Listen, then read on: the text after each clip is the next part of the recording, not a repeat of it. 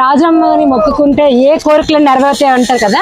So మీరు కోరుకున్న కోరికలు నెరవేరాయండి. ఇంతవరకు మీరు రాజరమ్మ తల్లి గురించి ఇటువంటి వీడియో చూసి ఉండరు. ఎందుకంటే అందరూ కూడా గుడి ప్రాంగణం మాత్రమే చూపిస్తారు, అంటే గుడిలో ఉండే అమ్మవారిని మాత్రమే చూపిస్తూ ఉంటారు. కానీ నేనైతే ఈ రోజు గుడి చుట్టూ ఉండే ఆ ప్రాంగణంలో ఆ తోటల్లో వండుకునే భక్తులను మీకు చూపించబోతున్నాను. అలాగే వాళ్ళు ఏ విధంగా వంటలు చేసుకుంటారు, ఎక్కడి నుండి వచ్చారు, అమ్మవారి గురించి వాళ్ళ అభిప్రాయం ఏంటి, ఎన్ని సంవత్సరాల నుంచి ఇక్కడ వస్తున్నారనే విషయాలు ఈ వీడియోలో తెలుసుకుందాం. రాజరమ్మ గుడికి చాలా మంది భక్తులు ముందు రోజే వస్తారు. ముందు రోజు వచ్చి ఇక్కడ నైట్ స్టే చేసి మార్నింగ్ అమ్మవారిని దర్శనం చేసుకుంటారు. తర్వాత ఇక్కడ ఈ విధంగా వంటలు చేసుకొని తిని ఈవినింగ్ వారి ఇంటికి వెళ్తూ ఉంటారన్నమాట. ఇక్కడ యాత్రకు వచ్చిన భక్తులు అంటే తెలుసుకుందాం, ఎప్పుడు వచ్చారు ఏంటి, అమ్మవారి అంటే అమ్మవారి వాళ్ళు ఎలా కరుణించిందని చెప్పేసి. హాయ్ అండి, మీరు ఎక్కడ నుండి వచ్చారు? మేము 12 సంవత్సరాల నుంచి వస్తున్నాం. 12 సంవత్సరాల నుంచి చిన్నపిల్లలతో వస్తున్నారు కదా, మీకేం ఇబ్బంది అనిపించలేదండి? మాకేం ఇబ్బంది, తల్లి దగ్గరికి వచ్చాం కదా, ఇబ్బంది లేదు. అంటే జనరల్ గా రాజమ్మని మొక్కుకుంటే ఏ కోరికలు నెరవేరుతాయి అంటారు కదా. సో మీరు కోరుకున్న కోరికలు నెరవేరాయండి? నెరవేరే. అలాగే ఇక్కడ నైట్ టైం ఉంటారు, అంటే కొన్ని ఫెసిలిటీస్ ఉండవంటారు, చీకటిగా ఉంటది కదా, మరి ఆడవాళ్ళతో మీకు ఇబ్బంది అనిపించలేదు? ఏం ఇబ్బంది లేదండి, ఎప్పుడు ఇబ్బంది రాలేదు. వచ్చి మీరు అన్ని తెచ్చుకొని వండుకొని తినేసి అన్నీ అయ్యాక మళ్ళీ రిటర్న్ అవుతాం. వీళ్ళు ఉండేది వైజాగ్ లో అంట, కానీ అమ్మవారి యాత్ర కోసం ప్రతి సంవత్సరం కూడా ఒక రోజు అమ్మవారి కేటాయించి ముందు రోజే వచ్చి నైట్ ఇక్కడ జాగారం చేసి ఉదయాన్నే అమ్మవారిని దర్శనం చేసుకొని వంటలు చేసుకొని మరి తిని చక్కగా అమ్మవారు వాళ్ళ ఇంటికి చేరుస్తుందండి. ఇలా చాలా మంది భక్తులు ఉన్నారు, మనం తెలుసుకుందాం. అంటే మీరు తింటారు కదా, సిగ్గుపడతారు. ఏ ఊరు నుండి వచ్చారండి?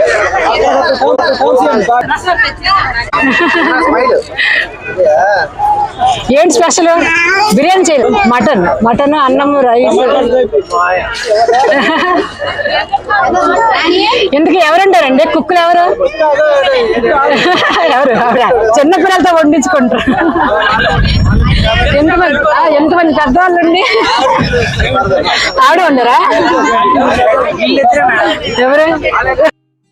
చూడండి, పల్లెటూరు స్వచ్ఛమైన ప్రేమలు ఎంత హుషారుగా ఉన్నారు కదా, ఎంత సరదాగా ఉన్నారు. యాక్చువల్గా నేను వాళ్ళు అన్నం తింటున్నారు కదా, వెళ్తే ఏమైనా అనుకుంటారేమో, ఫీల్ అవుతారేమో అనుకుంటే వాళ్ళు వచ్చి చక్కగా మాట్లాడారు. యాక్చువల్లీ ఇంకొక వీడియో క్లిప్పింగ్ అయితే మిస్ అయిందండి, ఇంకొక వీడియో మంచిగా రికార్డ్ చేశాను, అదైతే పాజ్ లో ఉండిపోయింది అనమాట, నేను చూసుకోలేదు. సో అది ఎలా మిస్ అయిందో అర్థం కావట్లేదు. చాలా చక్కగా మాట్లాడారు. నాకైతే వీళ్ళని చూస్తే చాలా ముచ్చటగా అనిపించింది. ఏంటంటే వీళ్ళంతా కూడా ఒకే కుటుంబానికి చెందిన వాళ్ళు అనమాట, ఒకే ఊరు కాదు, అంటే అన్నదమ్ములు అక్క చెల్లెలు అంటారు కదా, వీళ్ళంతా కూడా ఒకే కుటుంబానికి చెందిన వాళ్ళు, కానీ వేరే వేరే గ్రామాల్లో ఉన్నారు. ఇలా వచ్చేటప్పుడు రాజులమ్మ గుడికి వచ్చేటప్పుడు అందరూ కలిసి ఒకేసారి వస్తారంట, ప్రతి సంవత్సరం కూడా వస్తూ ఉంటారంట. చిలకపాలెం, మురపాక ఆ గ్రామాలకు చెందిన వాళ్ళండి. అలాగే ఇక్కడ వైజాగ్ లో ఉండే వాళ్ళు కూడా ఉన్నారు. ఇలా ఇక్కడ వంట చేసి అందరూ కలిసి చక్కగా భోంచేస్తుంటారు. ఇప్పుడు మీరు చూస్తున్నారు గుడి ఎంట్రన్స్ అండి, అంటే మైలపల్లి వంశస్థుల ఇళ్ళనే ఈ విధంగా గుడ్లుగా ఉంటాయి. అంటే వీళ్ళ ఇళ్ళలోనే అమ్మవారు ఉంటారు, ఇక్కడికే భక్తులు అందరూ వెళ్తూ ఉంటారు. అండ్ వాతావరణం కూడా ఒక టెంపుల్ వాతావరణం కలిగి ఉంటుందండి, ఆ విధంగా డెకరేట్ చేస్తూ ఉంటారు. ఇలా ఇంట్లోకి వెళ్లే ముందు కొబ్బరికాయ కొడతారండి, తర్వాత ఎంట్రన్స్ లోనే అమ్మవారి విగ్రహం ఉంటుంది, అలాగే లోపట నిజమైన విగ్రహాలు ఉంటాయి. అమ్మవారికి నమస్కారం చేసుకున్న తర్వాత కొంచెం లోపలికి వెళ్తే ఈ విధంగా ఊయల ఉంటుందండి, అలాగే కొన్ని దేవతా విగ్రహాలు కింద ఉంటాయి. అయితే అప్పుడు చిన్న చిన్న ఊయలు ఉండేవి, ఇప్పుడు పెద్ద ఊయల ఉంది.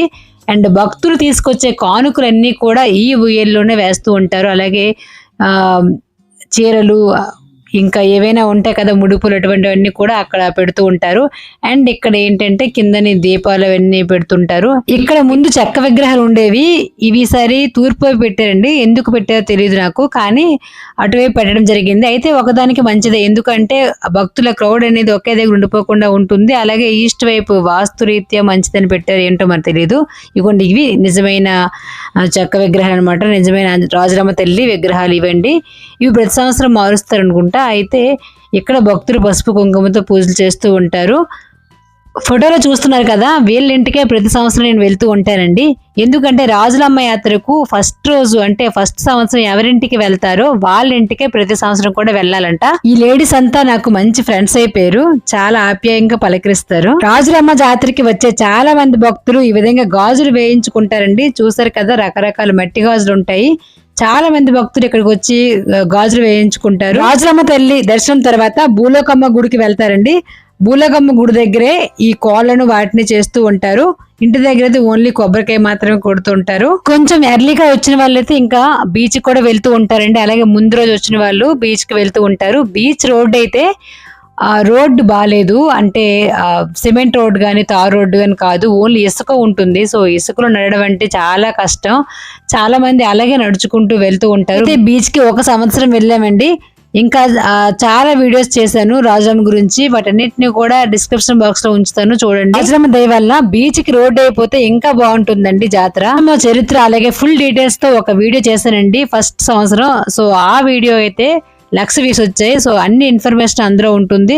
సో మీరైతే ఆ వీడియో చూడండి. ఛానల్ సబ్స్క్రైబ్ చేసుకోకపోతే సబ్స్క్రైబ్ చేయండి, అలాగే ఒక లైక్ చేయండి. ఈ వీడియో ఎలా ఉందో కామెంట్ సెక్షన్ తెలియచేయండి. మీరిచ్చే లైక్లు కామెంట్లే నాలో మరింత ఉత్సాహాన్ని నింపి కొత్త వీడియోలు చేయడానికి ఎంకరేజ్మెంట్ గా ఉంటుంది.